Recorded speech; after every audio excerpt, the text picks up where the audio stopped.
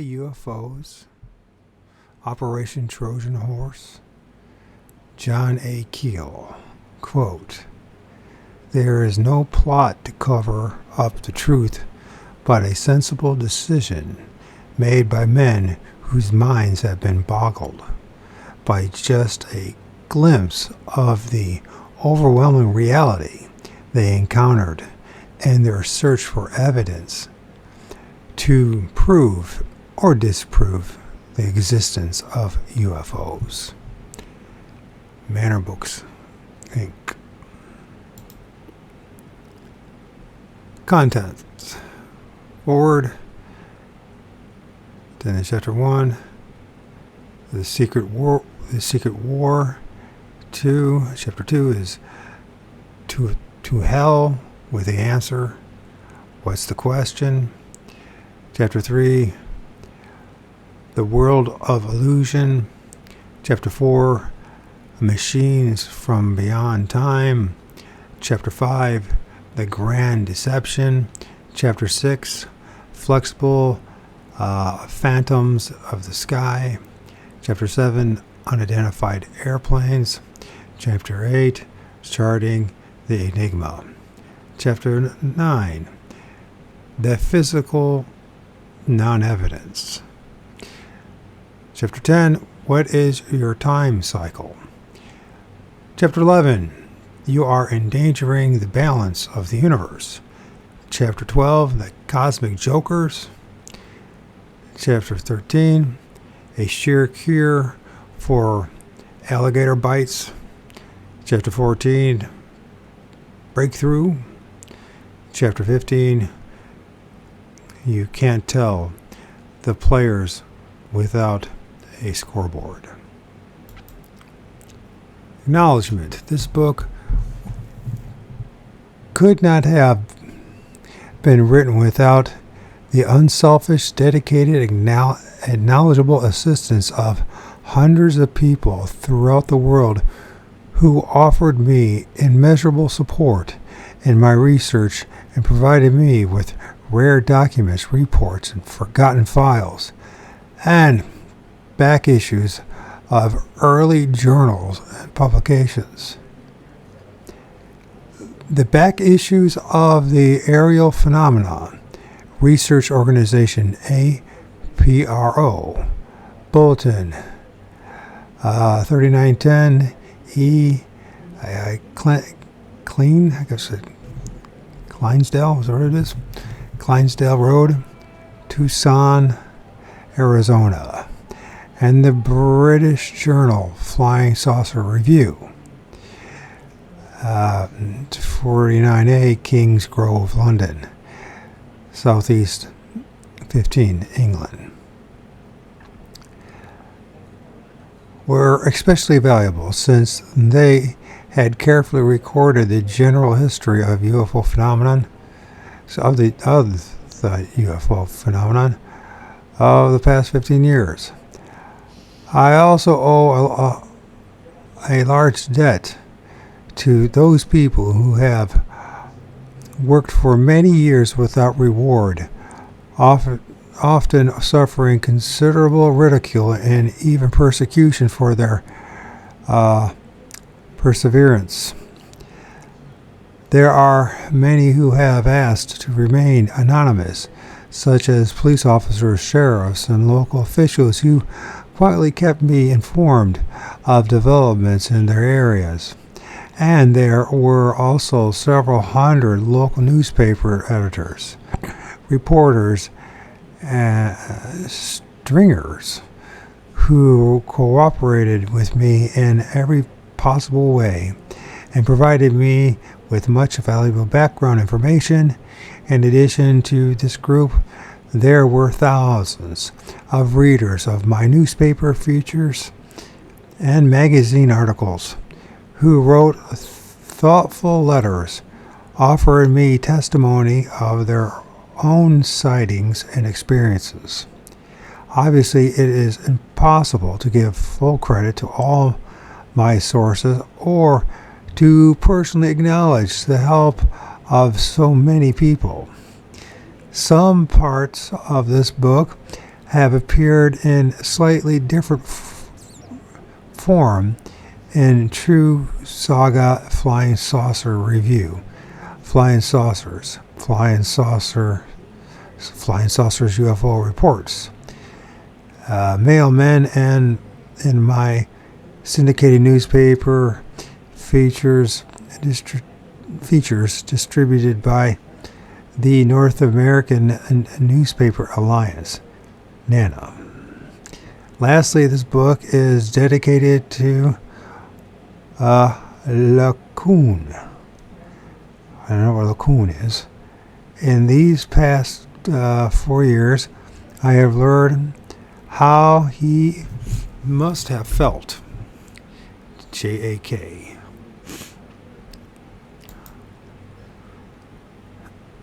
Any appraisal of the flying saucer mystery must be all-inclusive and must attempt a study of the apparent hoaxes, as well as an examination of the many events now generally accepted as being totally authentic. The date must be reviewed quantitatively, no matter how arduous the task becomes. There is a natural tendency to concentrate on only those facets which seem most interesting or which seem to provide the best evidence. The phenomena of unidentified flying objects in a gigantic iceberg, the truly important aspect, are hidden far beneath the surface. Nearly all of the UFO literature of the past 20 years has lend towards the trivia, the random sightings which are actually irrelevant to the whole, to the meaningless side issues of government policy, the dissections of personalities, and the conflicts which have arisen within the various factions of the UF cultists. For the past 4 years, I have worked full-time, 7 days a week without a vacation, to investigate and research UFO events in total depth, hacking my way systematically through all the myths and beliefs which surround the fascinating subject. This book is a summation of that effort. The original manuscript was more than 2,000 pages long. It has been boiled down and carefully edited to its present length. In the process, a good deal of documentation and many details have been deleted or heavily condensed. I had hoped to include full acknowledgement of my many sources and of many people who helped me in this task, but that proved to be impossible. More than 2,000 books were reviewed in the course of this study, in addition to the uncounted thousands of magazines, newsletters, and newspapers. Since it is not feasible to list them all, I have included a selected bibliography listing those works which proved to be the most valid and useful. Very few of these books deal with the subject of flying saucers directly.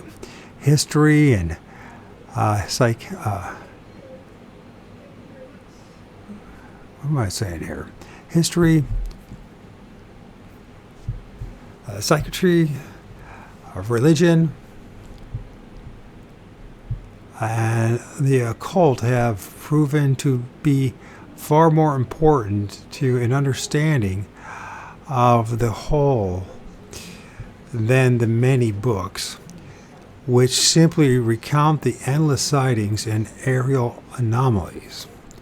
I have tried to apply the standard rule of scholarship wherever possible, going directly to the original sources, in most cases instead of relying upon the distilled and often distorted versions of these events, which were later published in various media.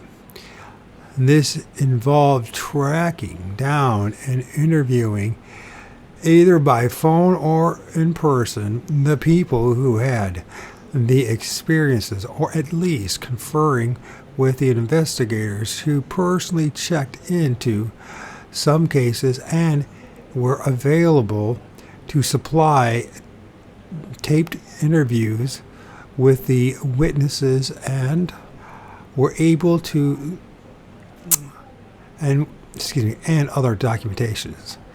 In the earlier historical cases, I have tried to accumulate at least 3 independent published citations for each event. Many possibly important events were rejected simply because it proved impossible to uncover satisfactory documentation. My files include thousands of letters and affidavits and other materials encompassing many unpublished cases, which correlated with and confirmed the events and conclusions discussed in this book. Numerous other researchers around the world have confirmed my findings through events in their own areas. The real problems hidden behind the UFO phenomena are staggering and so complex that they will seem almost incomprehensible at first.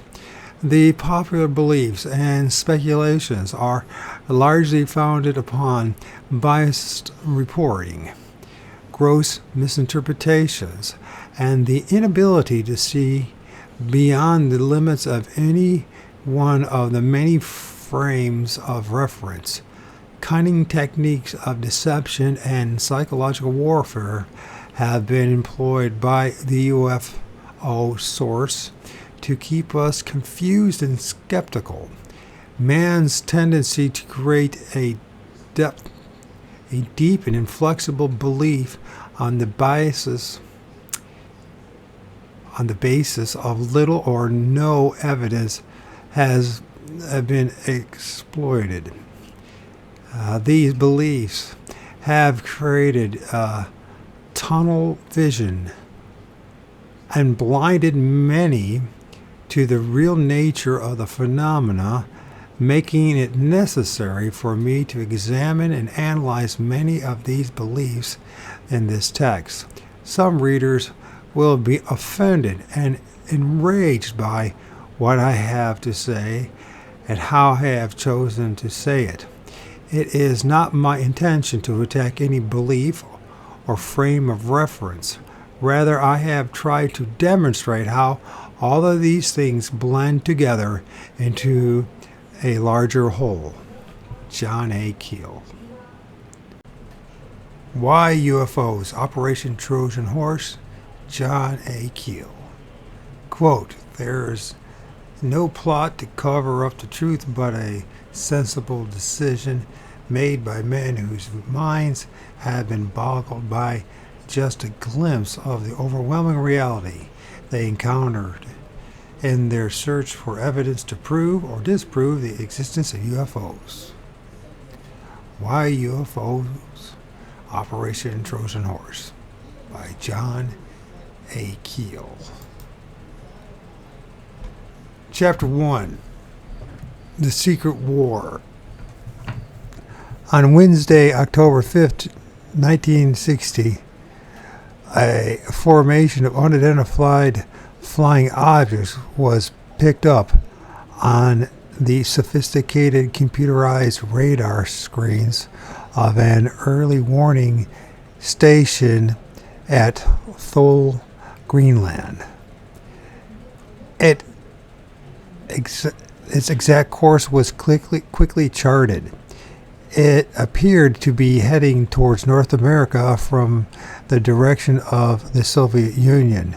Within minutes, the red telephones at Strategic Air Command Headquarters in Omaha, Nebraska were jangling, and the well-trained crews of SAC were galloping to their planes at airfields all over the world.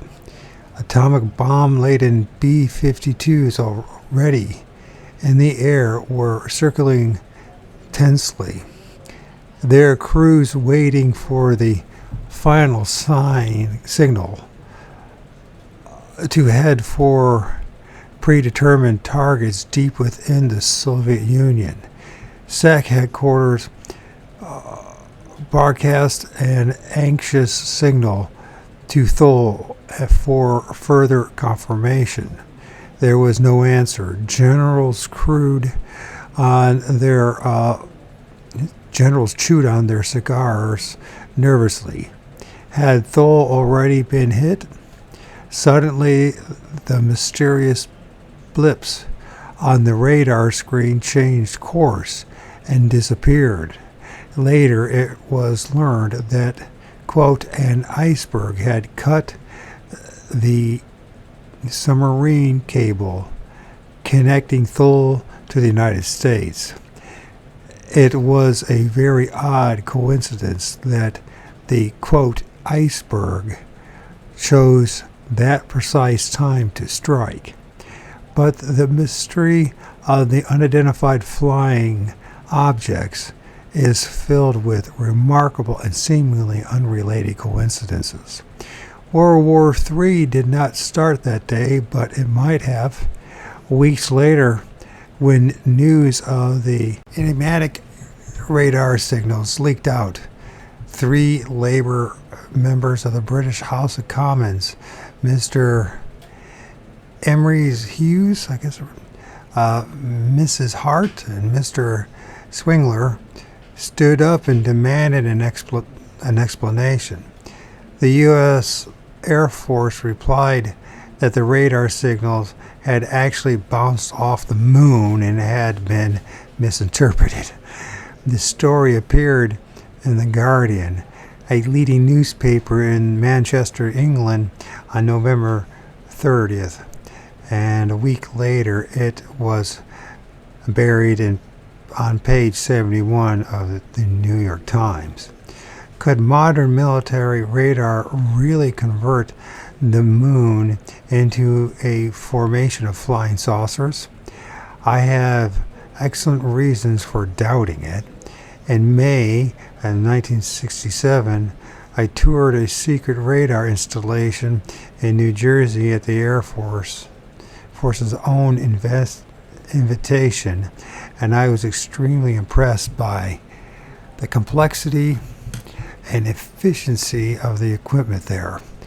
By pressing a few buttons, the radar operators could not only instantly detect every aircraft within range, but giant computers also provided complex and instant information on the speed, altitude, and direction, and the ETA, estimated time of arrival, of each plane.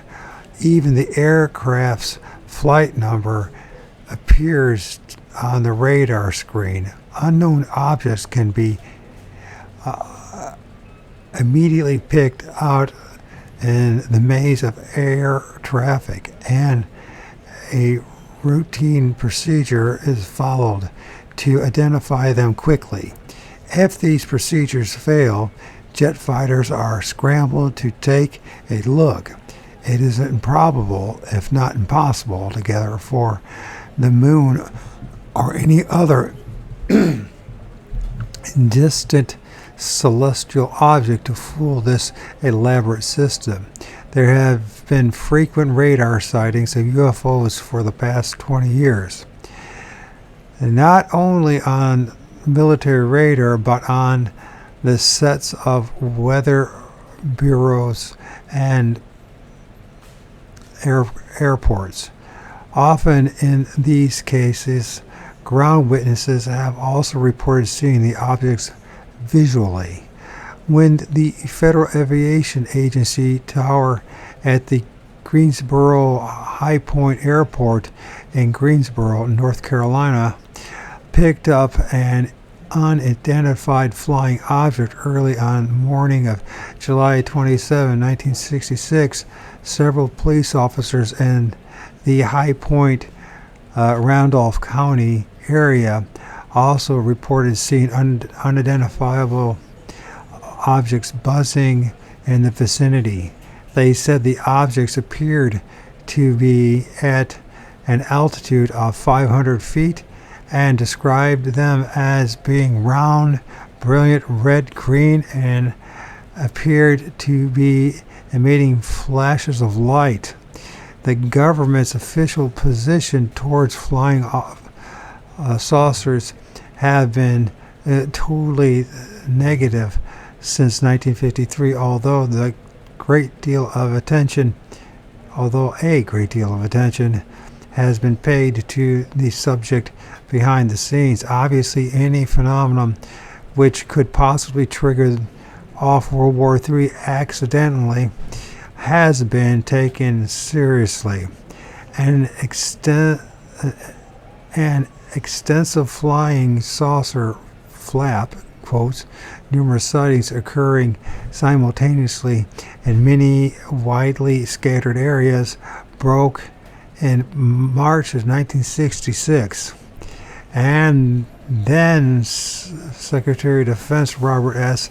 McNamara had been well briefed by the Air Force before the subject was interjected into a hearing of the House of Foreign Affairs Committee on March 30th, 1966. Representative Cornelius E.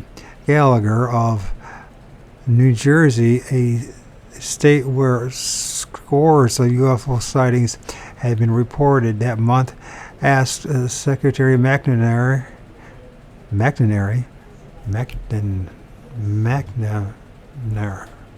I can't say the damn name, McNamara,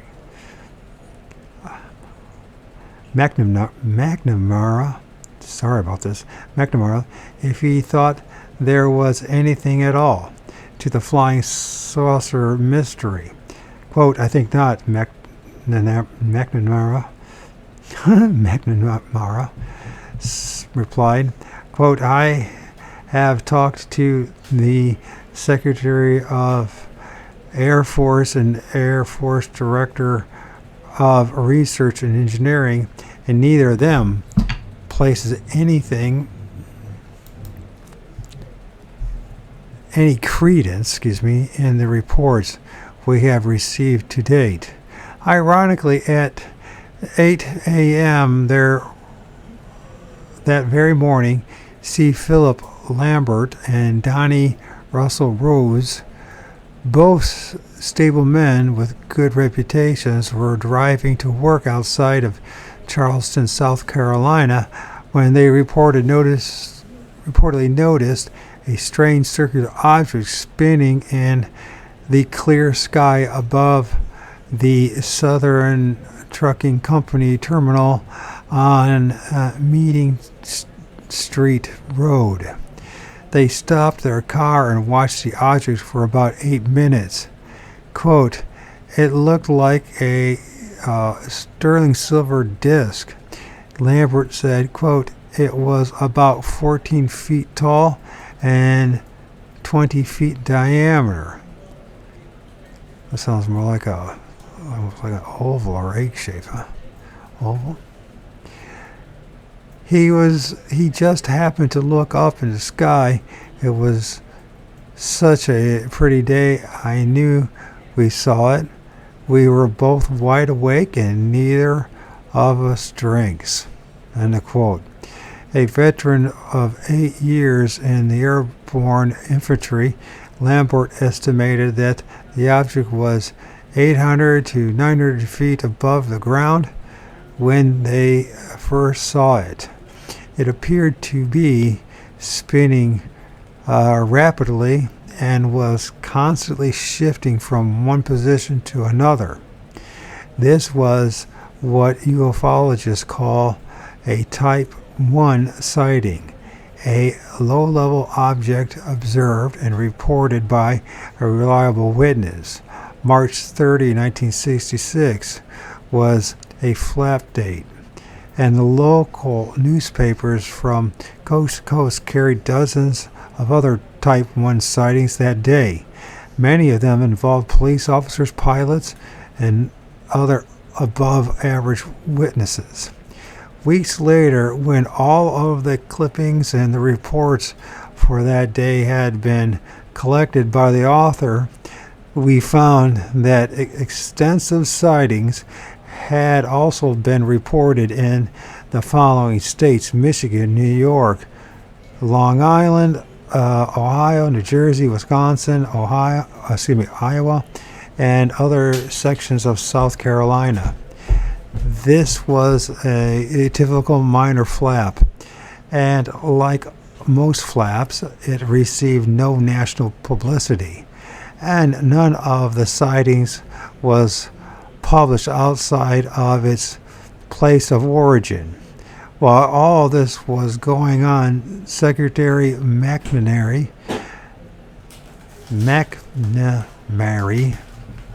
or Mari, depending on how you pronounce it, was bleakly repeating the long-established Air Force line behind the closed doors at the House hearing. Quote, "People are beginning to attach significance to this matter," end quote, Representative Gallagher told the Secretary at that day. Quote, "There is no indication that they are anything other than illusions," end quote. McNamara, I guess that's your McNamara, responded blandly. By the way, I know the name. I've heard it 1,000 times in my life, and for some reason I can't say it. And I'm not going to keep on recording these things, re-recording this, because I just don't have enough time in it to do so. How do you suppose those two men in South Carolina responded when they read that statement? For years now, thousands of witnesses have been reacting with anger and bewilderment to the official pronouncements and explanations. The government's attitude has succeeded in maintaining skepticism among those who have never seen a UFO, and has helped foster the general disinterest of the press in the subject. As a result, most of the reported UFO activity has gone unnoticed, and the alarming scope of the phenomena is unknown except to the relatively small handful of organizations and individuals who have tried to keep tabs on the sightings. When I first decided to look into these matters in March 1966, I subscribed to several newspaper clipping services, and I was stunned by the results. I often received as many as 150 clippings for a single day. My immediate reaction, of course, was one of disbelief. I thought that all of the newspapers in the country had thrown objectivity out the window and were participating in some kind of gigantic put-on.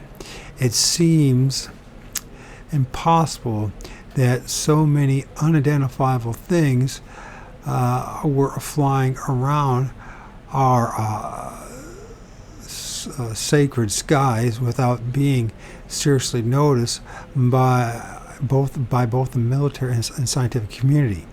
Reliability of reports. My first task, therefore, was to determine just how reliable all of these reports were. I began by placing frequent long-distance calls to the reporters and editors of some of the newspapers which seemed to be carrying UFO stories week after week. Not only did they sound like reasonable men, but they all assured me that they were only publishing the most interesting and best validated stories that were being reported to them. Many were concentrating only on those sightings reported by police officers and local officials. It quickly became clear that literally thousands of sightings were being reported by ordinary citizens, but were going completely unpublished, and published sightings represented only a fraction of the whole. I also called many of the witnesses in the published accounts and learned, to my further dismay, that the newspaper stories had only outlined a part of their total experience. So, hey, Chase. Yeah. I'm recording, so could you turn down the volume on yours? Yeah. Thanks. I keep on losing focus. Okay, all right. I don't want to keep. Okay.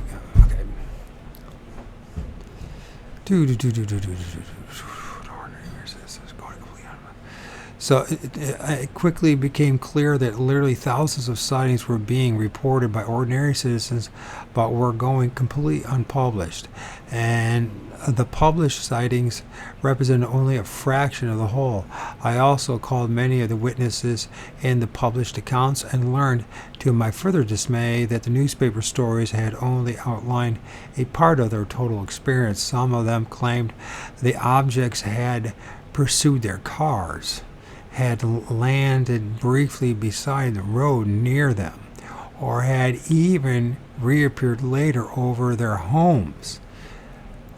Innumerable witnesses complained that their eyes had become red and swollen after their sightings, and that's weird, I never heard that one before, and remained that way for days after. Others said that they had experienced peculiar tingling sensations or waves of heat as the objects passed over. I must admit that I experienced an emotional reaction to all of this at first, trying to convince myself that the phenomenon was more hysterical in nature than physical. But the more I had heard, the more I was forced to realize that all of these people were coming up with the same incredible details.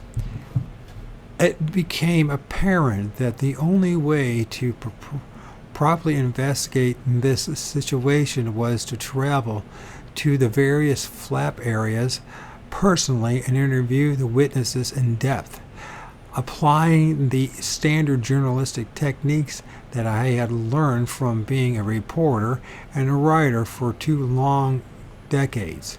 So in the spring of 1966, I began a long series of treks which eventually took me through 20 states, where I interviewed thousands of people, hundreds of them in depth. Occasionally I encountered a publicity seeker or an outright liar, but such people were easy to spot. The majority of the people I met were ordinary, honest human beings.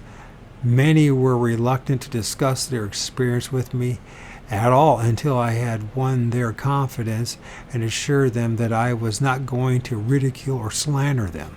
Some had had such unusual and unbelievable sightings that they were afraid to recount them until they were certain that I would give them a sincere hearing.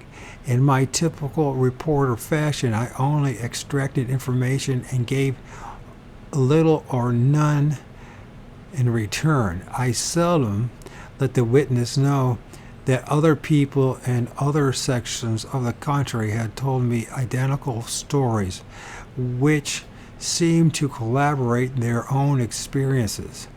The details of many of these stories were unpublished and unknown to even hardcore UFO buffs.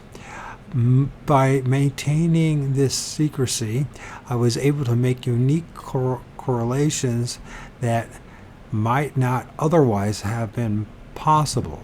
As I traveled, I naturally visited local newspapers and spent time with the editors and reporters who had been handling the UFO reports in the area. They were all competent newsmen, and many with years of experience behind them. And when I met the witnesses whose stories they had written and published, I realized what a skillful and objective job they had done. So I developed a new respect for the clippings that were pouring into my mailbox. Most newspaper stories were reliable sources for basic information. Likewise, I found that most of the material being published by the various civilian UFO organizations had been carefully sifted and investigated to the best of their ability, even though some of these organizations did tend to overinterpret their material and over-speculate and add the coloring of their own beliefs. They also had an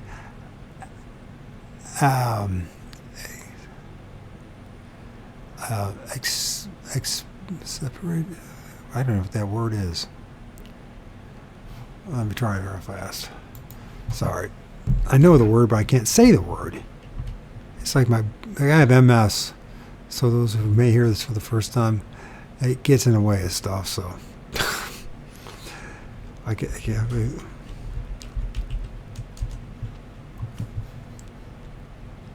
Exasperating. I knew the word exasperating. I don't know why I couldn't say it. I know why, because I have MS. So they also had an exacerbating tendency to delete reported details which they felt were objectionable or detracted from their cause, in quotes.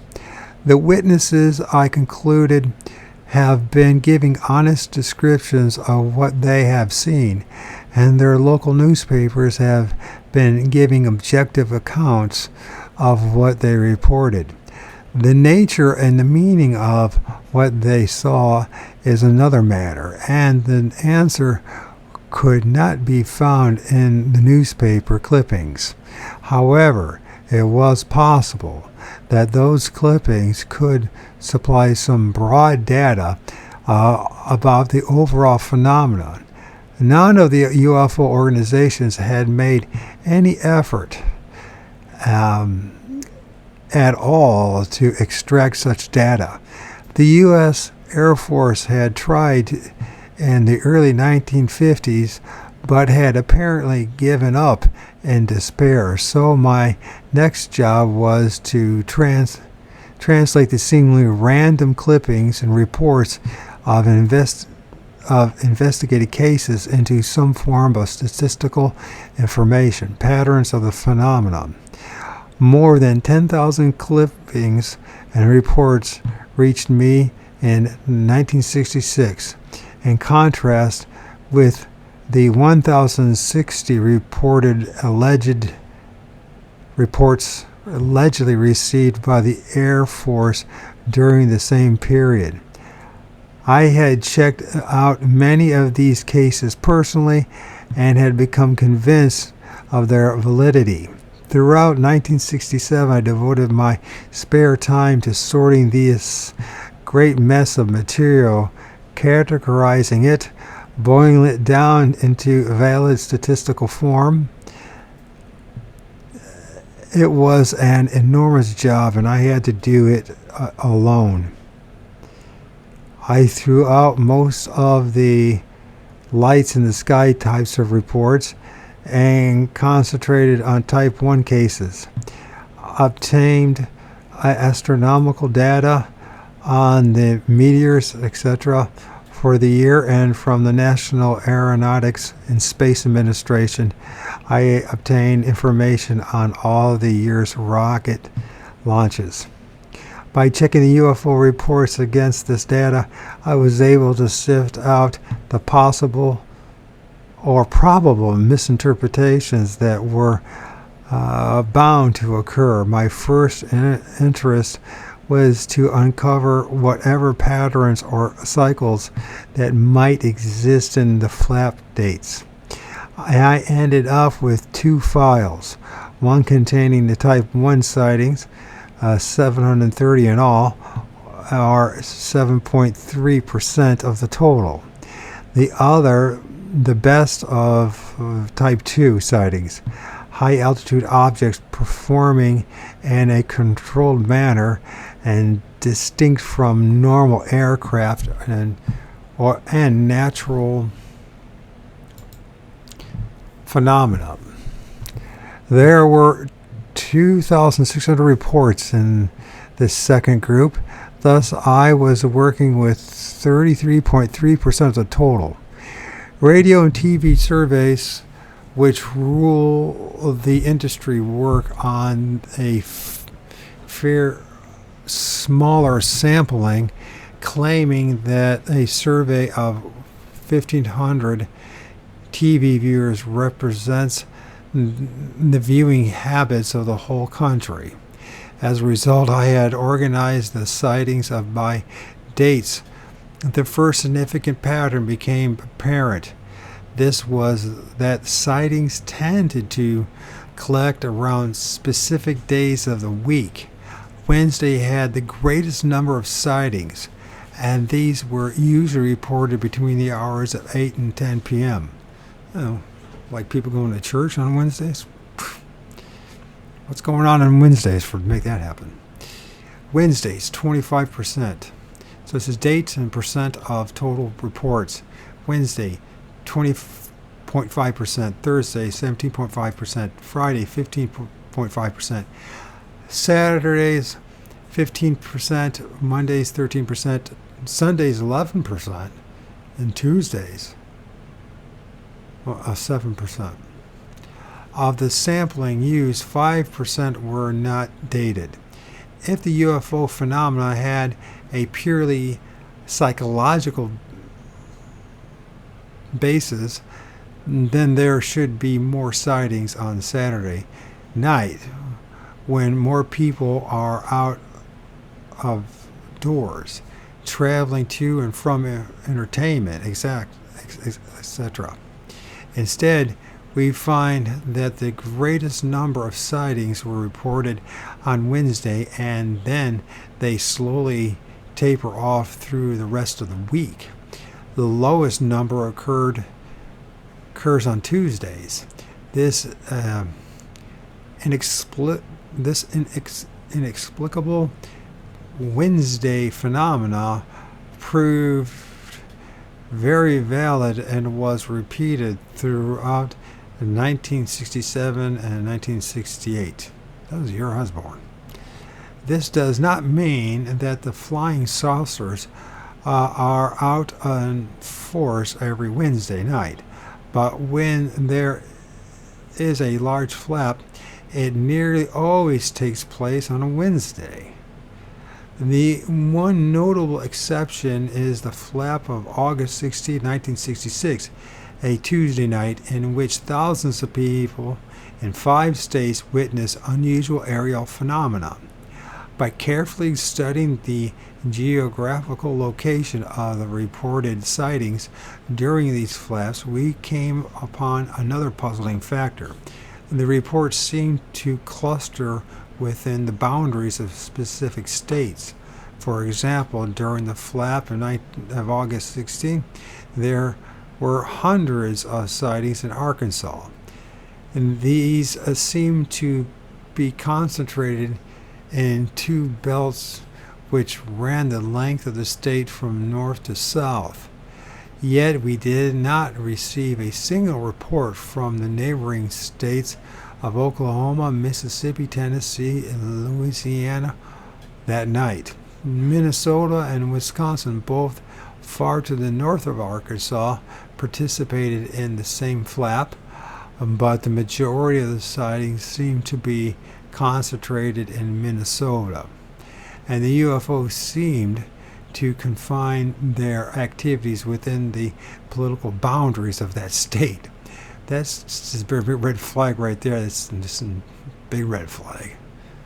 Humans, military. But I don't know. It's the first, my most logical thing to think of. Anyways. Random sightings were also reported in distant New Jersey that night, and a few sightings were reported in South Dakota, right on the border of Minnesota. Certainly, if the UFOs were meteors or other natural phenomena, they would also be reported in adjoining states. Cross-state sightings are not as common as skeptics would like to believe. In addition, this just tells me because we have like the National Guard, the Air Force, right? We have Air Force bases that have restrictions within their areas. I would not be surprised if a lot of that is also within the state's boundaries. It's red flags to me.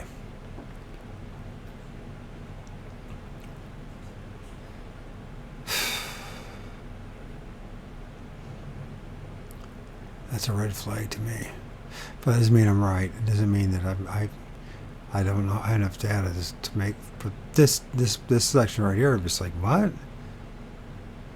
Why would UFOs? Why would these things care about man-made boundaries? Unless they're men that honor the boundaries. Okay. Cross-state sightings are not as common as skeptics would like to believe.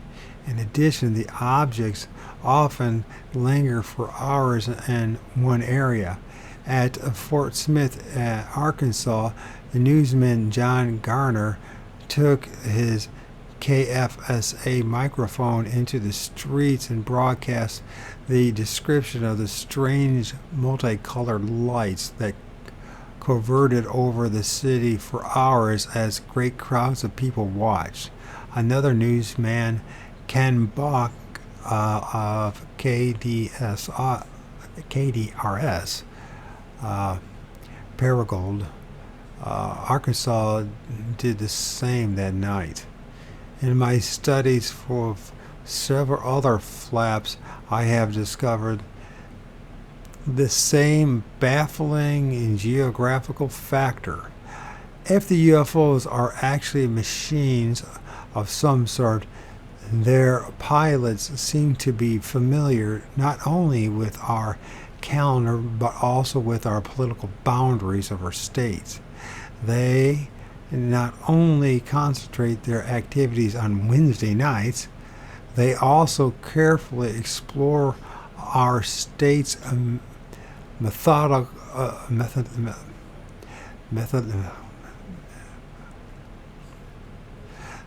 explore our states methodically.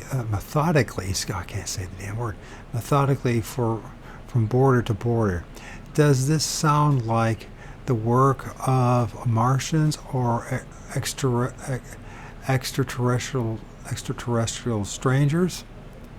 Or does it sound like the work of someone who is using our maps and our calendars and may therefore know a great deal about us, even though we know little about them? This is still going to describe the military and the ruling elite, the oligarchs. The skeptics try to explain away the published UFO stories by saying that a mass hysteria builds up in flap areas and that everyone starts seeing the things once a few reports have been published. This is patently untrue. Reports have been published, and this is... you want to say something? What? Can we go get a BB gun anytime soon? You already have one. No, I want a new one. I want like a pistol. So where are you gonna shoot it at? Outside. No, I'm gonna shoot it inside. Well, And I'll dig guitars. No. I'm gonna shoot it outside. Can we get it? tell your mom to buy it. No, she won't buy me it. Can you please? She's got 10 times the amount of money as I have. We won't be able to get it this month. We'll look it up. We'll see what kind of BB gun you're talking about first, though. Have you even looked it up? She Hey, won't let me get it. put my cane back where it belongs. No, she won't get me it. You're not. It's not. Okay. Look it up, and then we'll see how much it costs. I'm just thinking. Hey, kid, come here, Chase. I'm looking it up.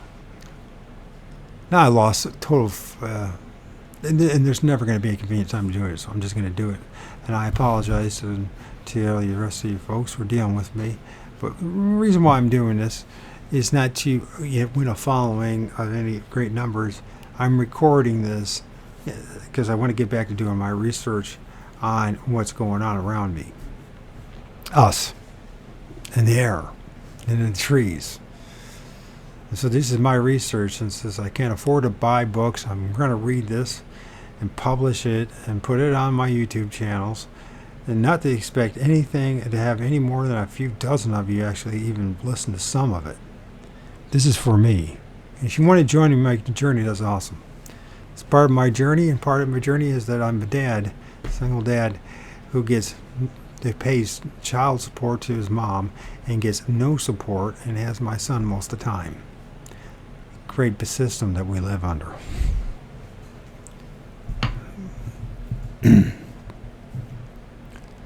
Yeah. All right.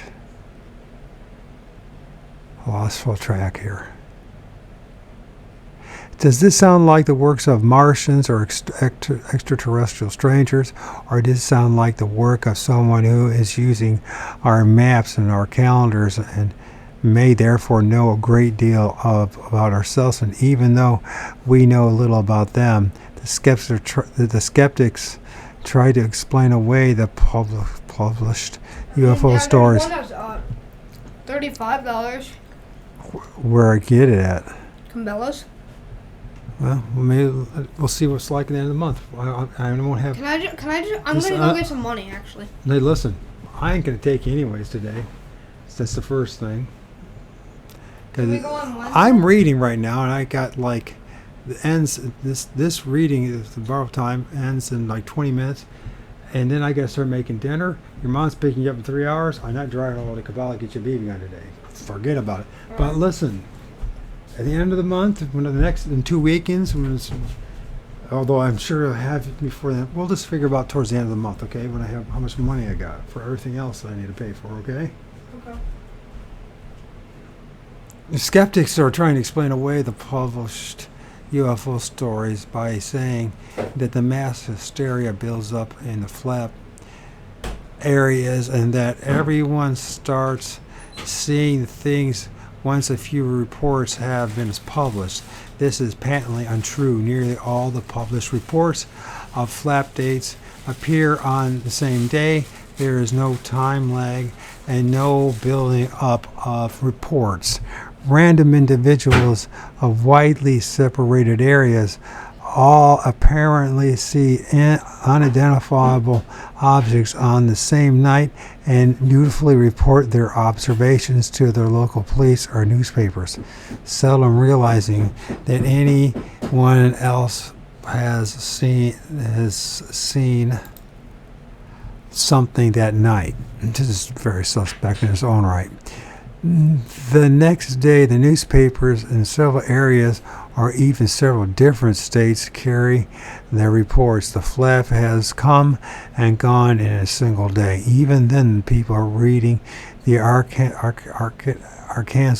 Gazette. Never learned that other papers in other states have been filled with UFO accounts on the same day. Most UFO buffs who depend upon one another and sorted friends for clippings are never aware of the full extent of the flap. With the exception of the North American Newspaper Alliance, no news service assigns men to keep track of these things and tabulate them. So while an occasional sighting may be sent out by a wire service, data on the overall situation are simply not available. Anatomy of the flap. In March,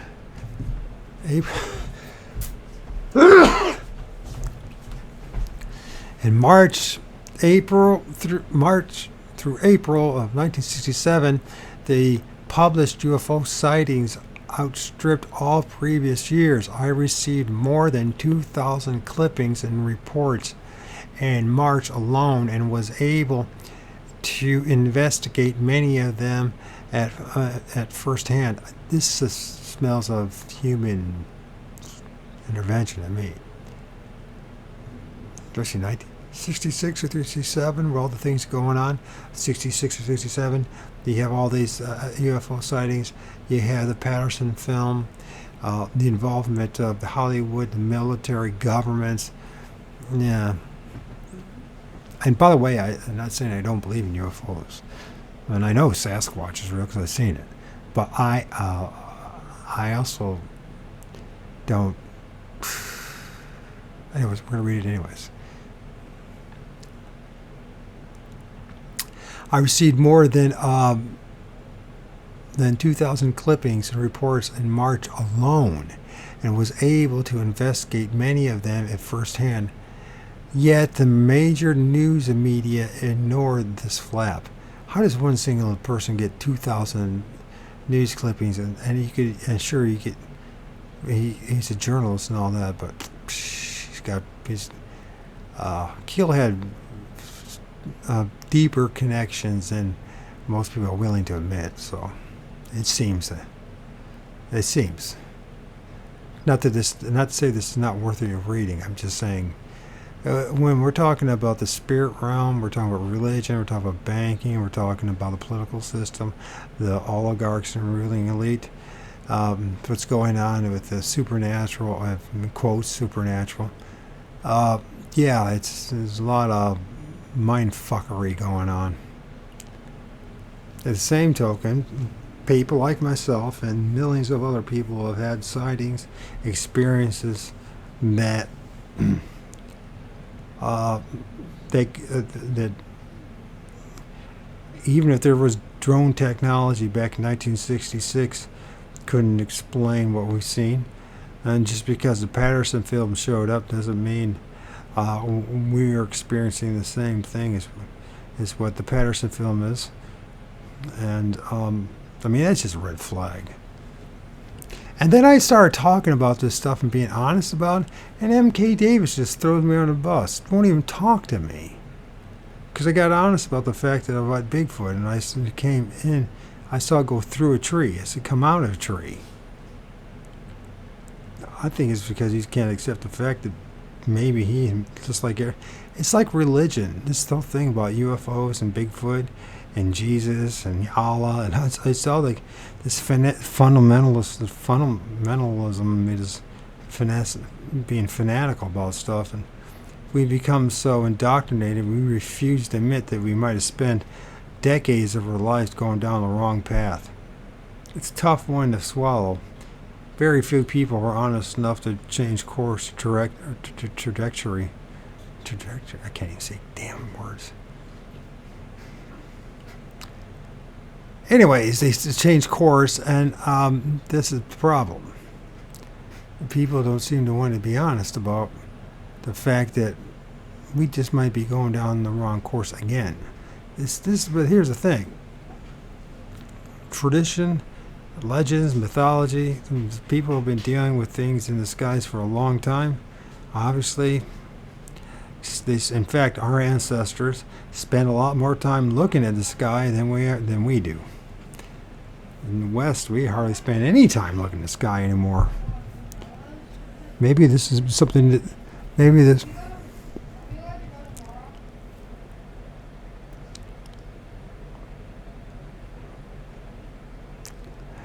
And the published UFO sightings outstripping all the previous years, blah, blah, blah, blah, blah, blah. Indifference has so long fostered the official government position has resulted in a general indifference. Instead of mythical censorship of so loving, I've got again. This might be a good place to stop right here.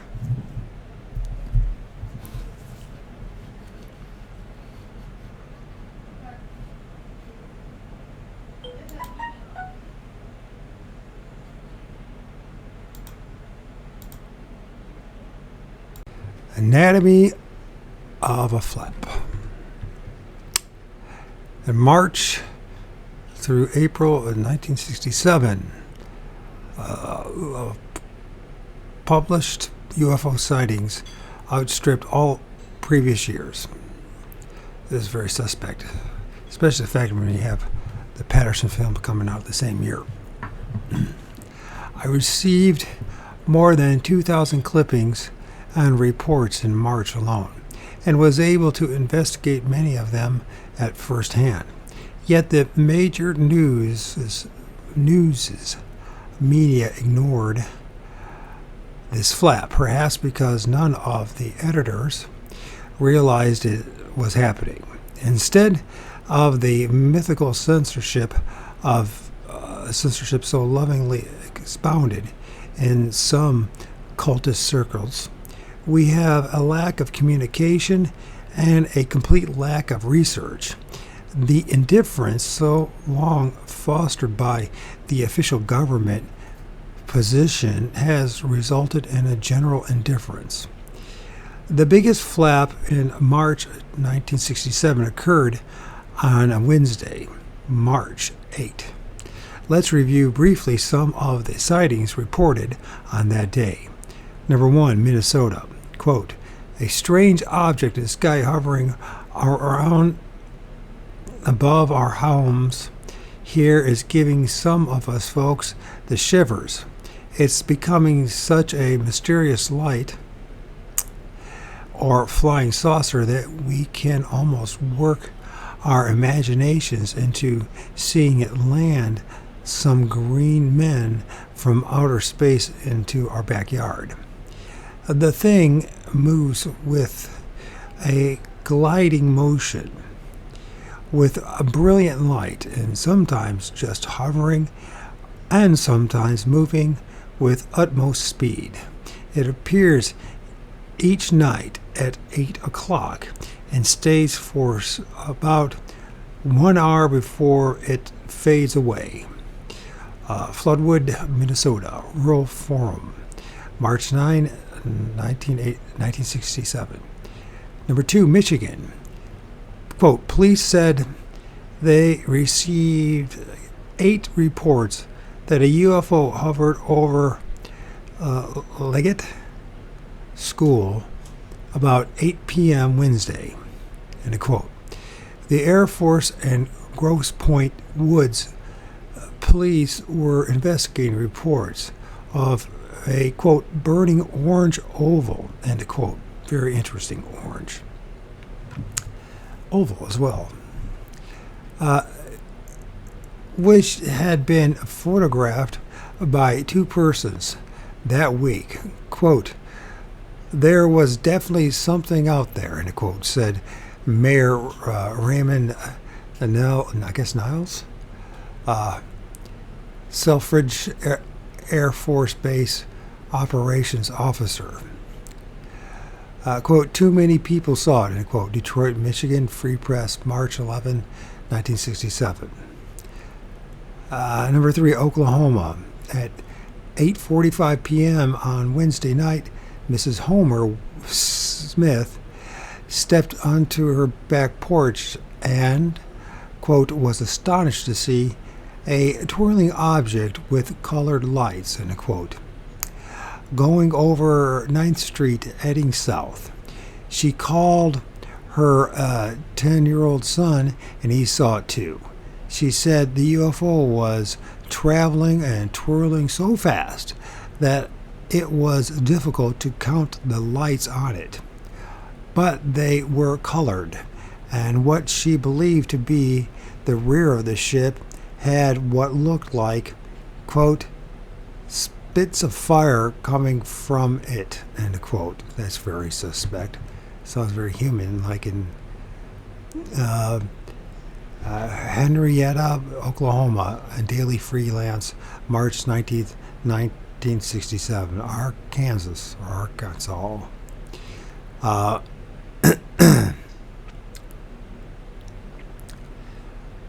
Mrs. Ned Warnock of Brinkley, Arkansas, viewed an object from her kitchen window that night. Quote, it was a reddish orange, and she said, quote, it changed to a silver white color just before it took off. Interesting. It was round and pretty large. It was real low, but gained height and speed as it took off. It was moving too fast for a star, end quote. She alerted her neighbors, Mr. and Mrs. J.H. Folkert, and they also saw the object. Charlton, Arkansas, the Monroe County Sun, March 16, 1967. Number 5, Maryland. 2 residents and a police officer observed an object which appeared circular with, quote, a shiny gold bottom, end quote. When it hovered, the top glowed red. It flew an oval-shaped path going back and forth from Fort Meade to Laurel 3 times before taking off. Laurel, Maryland, Prince George County News, March 16, 1967. Number 6, Montana. Mr. Richard Hagelin of Stevensville, Montana, reported to the Missoula County Sheriff Office that he had seen a circular flying object which, quote, dropped 3 balls of fire before disappearing, end quote. Dropped 3 balls of fire. Interesting. At 8:20 p.m. Wednesday night, Missoula, Montana, Missoulian Sentinel, March 9, 1967. Number 7, Montana. Quote, many people have seen unidentified flying objects in the Echolaka Lamb Jones and the Echolata, I guess you pronounce it, Echolaka. Lamb Jones and Willard areas. The report is that they seem to hover about a mile above the ground, fly up and down, or in any direction that seems to pleasure them. They are lit up with red and green lights and are apt to be seen in the early night. It is very key there, in early night. Quote, the report of the Times office by Mrs. Harry Hansen of Willard relates that Stanley Ketchum has seen them at what seems to be a closer range than most, and any attempt at trying to get close to them makes them literally disappear into the air. Baker, Montana, Fallen County Times, March 9, 1967. Number 8, Missouri. Mr. S. Sloan Meyer of Caledonia,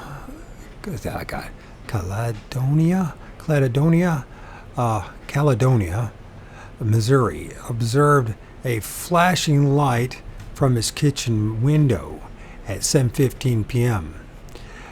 You know, I saw something very similar to this in February of this year. last Wednesday and called his wife. He said it was a shiny metal oblong globe shaped something like a watermelon. Around the perimeter were many beautiful multicolored lights, green and red mostly, but also white, blue, and yellow, running into orange. And they estimated that it was about 35 feet long and said that they watched it from 15 to 20 minutes before it flew out of sight. Branston, Kentucky Standard, March 16, 1967. Number 9, Missouri. Quote, in the past 2.5 weeks, 75 to 100 persons were reported sightings in the Osage Beach and Lynn Creek area. I can't pronounce that. Versailles, Missouri, Versailles,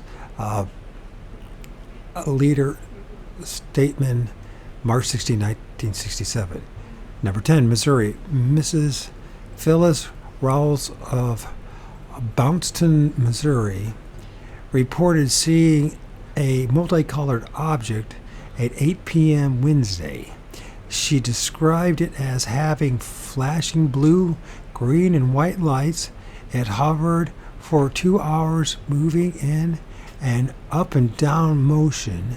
Many others in the area had similar sightings, including Leo Case, a newsman for the station KRMS,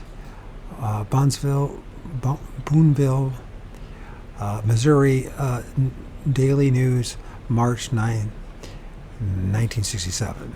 Illinois, Mr. and Mrs. Lonnie Davis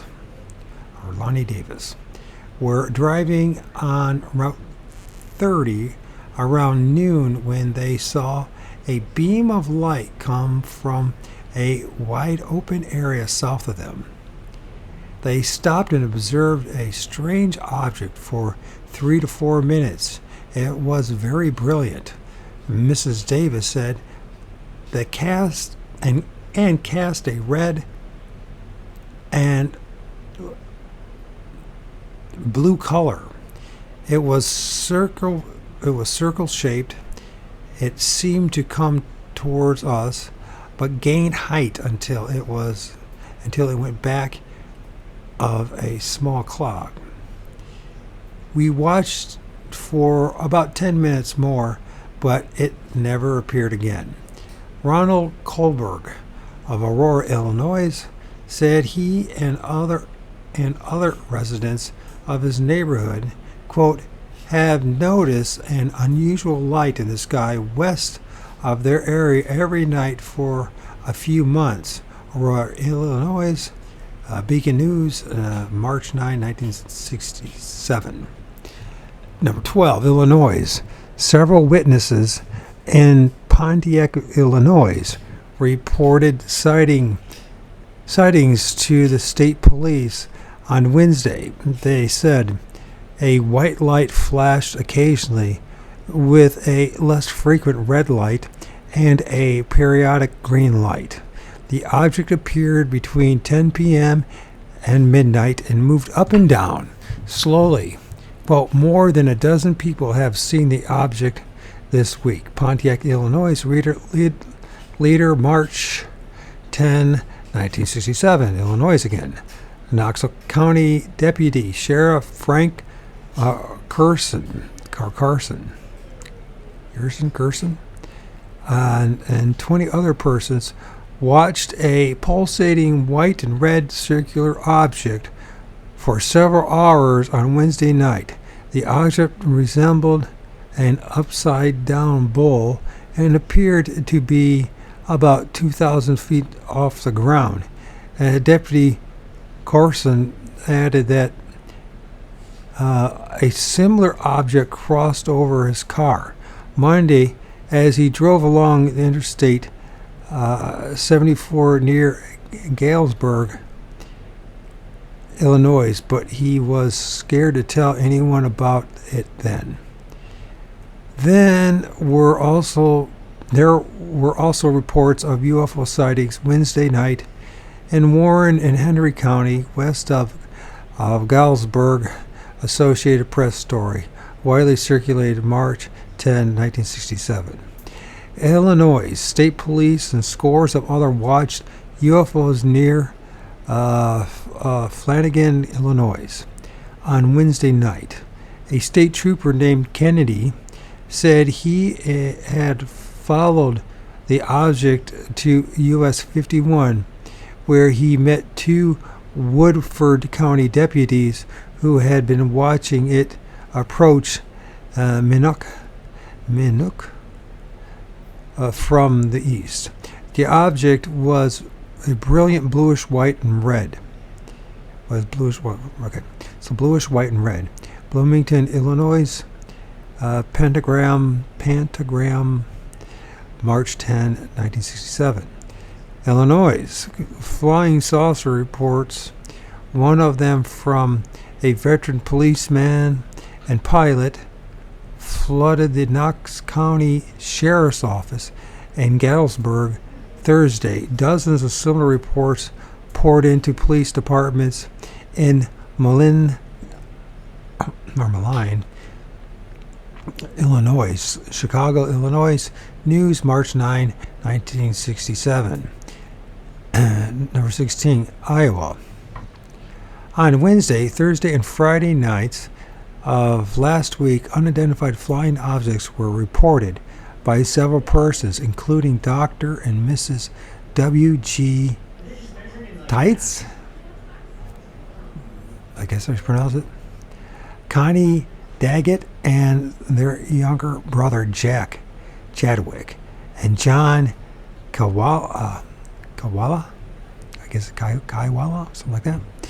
The UFOs west of Eldora were all reported at approximately the same time nightly, at about 8:30 p.m. UFOs have also been reported in the Steamboat Rock area. Eldora, Iowa, Herald Ledger, March 14, 1967. Iowa, a saucer-shaped blue light was observed Wednesday night hovering above Dam 18 north of Burlington, Iowa. Deputy Sheriff Homer Dixon said he thought it might have been a reflection of a spotlight on the ice. Wednesday night's sighting was the latest of several reported in Burlington area the past 2 weeks. Burlington, Iowa newspaper name obliterated. March 9, 1967. Iowa, number 18, Iowa. Mrs. L.E. Copenhaver reported seeing a big red ball sailing over her house at 9:45 p.m. Wednesday. Quote, "You know how the setting sun gets a red glow on it," she said. "Well, that was what this thing looked like. Only this object was very mobile, moving almost out of sight, the bright glow diminishing to a small light. I've seen satellites before, but this was nothing like them.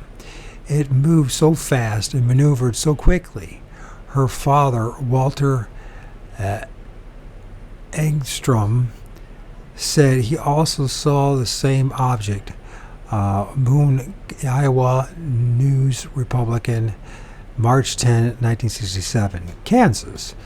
Mr. Jake Jansonius of Prairie View, Kansas, was driving home about 10 p.m. Wednesday night when the sky lit up and a bright blue object of some kind appeared.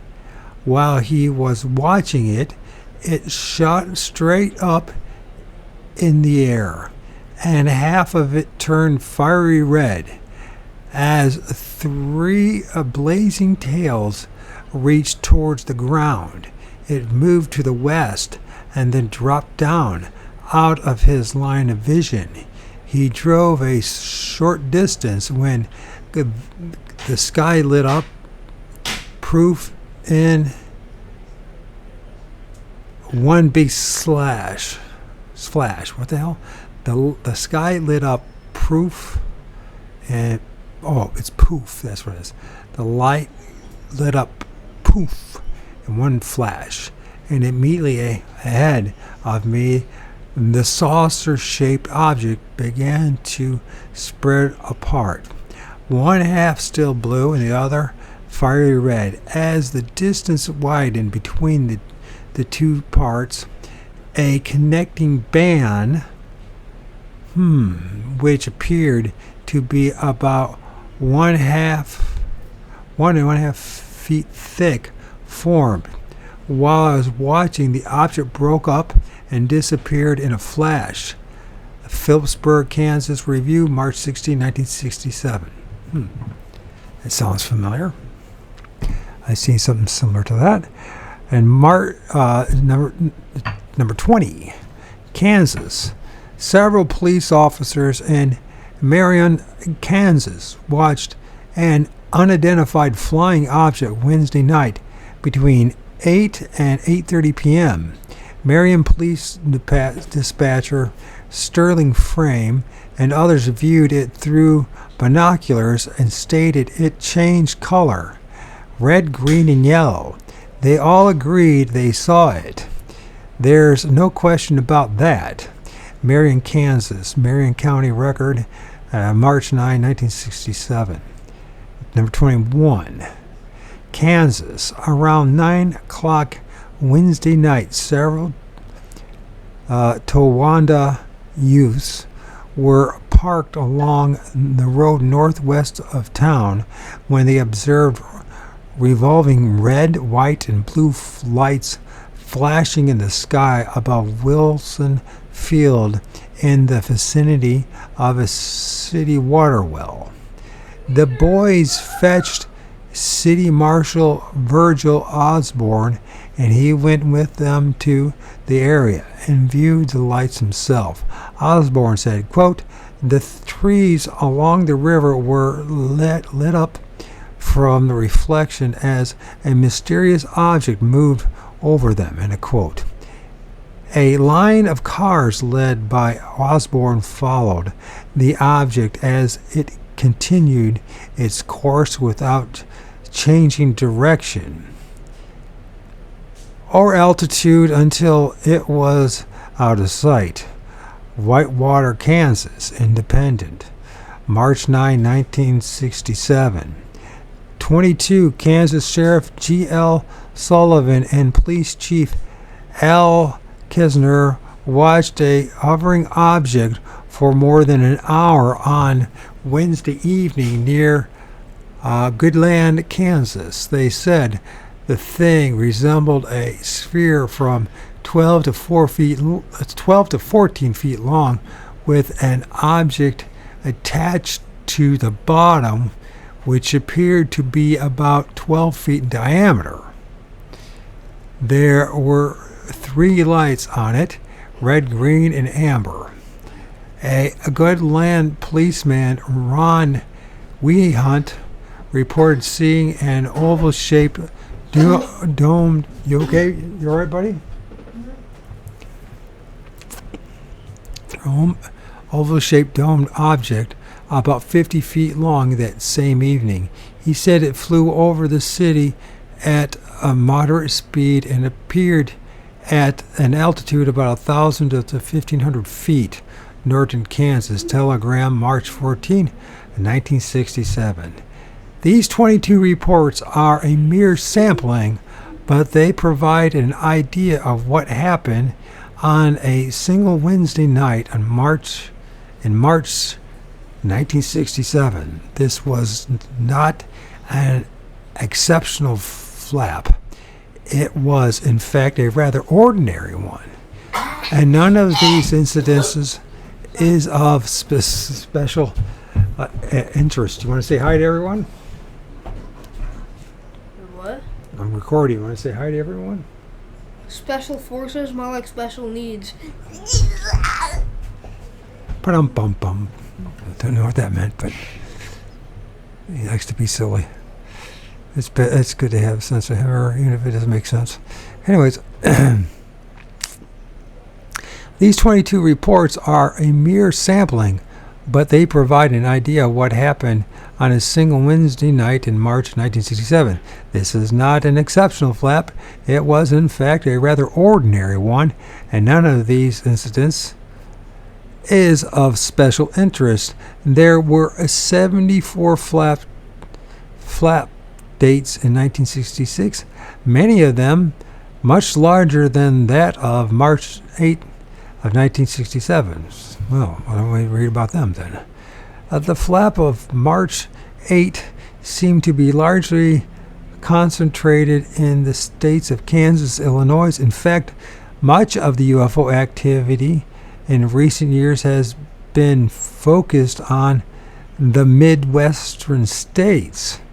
Until the fall of 1967, a simple pattern seems to have emerged. Less densely populated areas have had higher ratios of sightings than heavily populated sections. That probably has to do something with light pollution, right? In the U.S., the Air Force discovered this odd fact back in the late 1940s.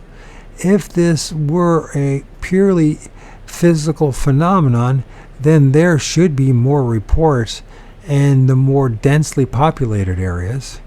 I don't know about that. I don't know why about that case.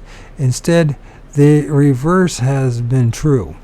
The objects still apparently prefer remote sectors such as hill country, deserts, forested areas, swamplands, and places where the risk of being observed is the least.